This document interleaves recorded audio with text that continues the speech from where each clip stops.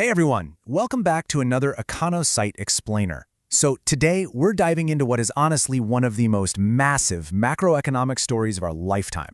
We're taking a really close look at India's decade of digital transformation. And trust me, this shift is so monumental. It's fundamentally rewriting the rules of economic growth, education, and social mobility on a global scale.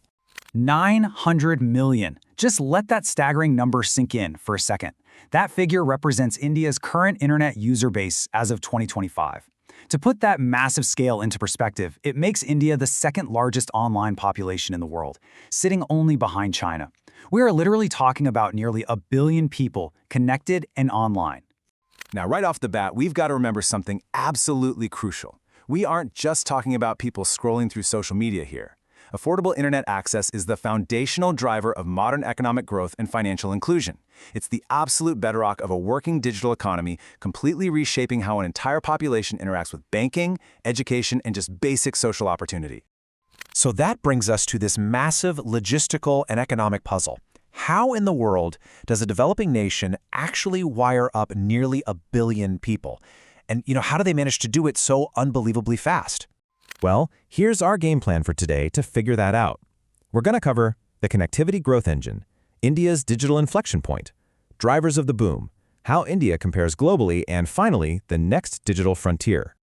All right, kicking things off with Section 1, the connectivity growth engine, focusing on the slow early years. If we rewind back to the late 90s and early 2000s, India's internet penetration was, it was agonizingly slow.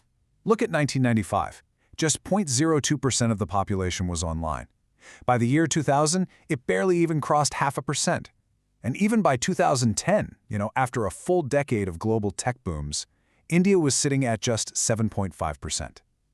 Keep those numbers in the back of your mind, because it provides a stark contrast for the absolute explosion that happened next.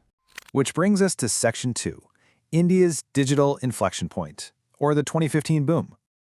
Okay, picture the year 2015. That is literally just a single decade ago.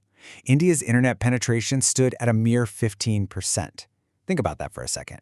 An overwhelming 85% of this gigantic nation was entirely offline just 10 years ago. Now, juxtapose that 15% with this, an explosive jump to 70% by 2025. That is nearly a 5x surge in just 10 years. We're talking about transforming a largely disconnected populace into one of the largest online populations on Earth. The sheer scale and the velocity of this shift is just breathtaking.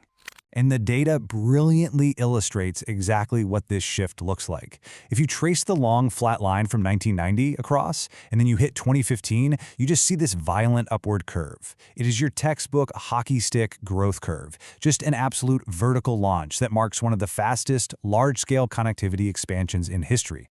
So, we've seen the what, but we want to know the how and the why. Let's get into Section 3, drivers of the boom. What exactly caused this spectacular surge? Now, it's super important to understand that this wasn't some desktop computer revolution like we saw in the West back in the 90s. This was overwhelmingly mobile. Basically, several massive market forces collided. You had inexpensive Android smartphones flooding the market, while government policy initiatives like Digital India spurred these huge infrastructure investments. Add to that severe telecommunications disruptions and intense price wars, which basically gave India some of the absolute cheapest mobile data plans in the entire world. All of this just culminated in a massive mobile-first connectivity explosion. And the crucial takeaway here is that this mobile boom fundamentally democratized access. By going wireless, India was able to aggressively bypass the decades-long super expensive hurdle of laying traditional fiber optic cables to remote villages. It rapidly narrowed the historical urban-rural divide, bringing millions of rural citizens right into the digital economy and totally transforming social mobility. To truly grasp the magnitude of this achievement, we have to put it into the global context. That's Section 4, how India compares globally. So looking at 2025, high-income countries are sitting near total saturation at about 94% internet penetration, while low-income countries are struggling down around 23%. The global average sits right at 74%. And then you have India at 70%, rapidly closing the gap, far outpacing other low-income nations to hover just underneath that global average. What's really wild is that we're essentially watching two totally different technological eras happening simultaneously.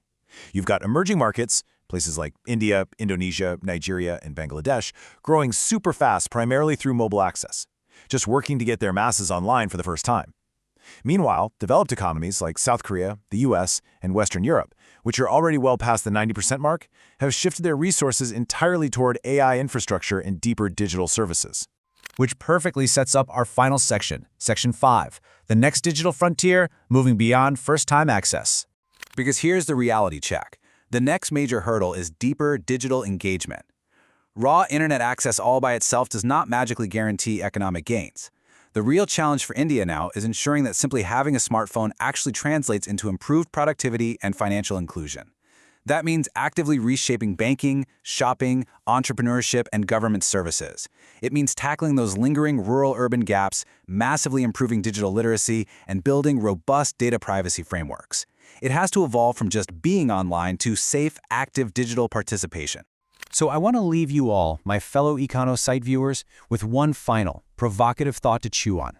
If managed effectively over the coming decades, India's expanding online population is going to power one of the absolute largest digital economies on Earth. So ask yourself, what happens to the global economy when 900 million people move from mere access to deep digital engagement?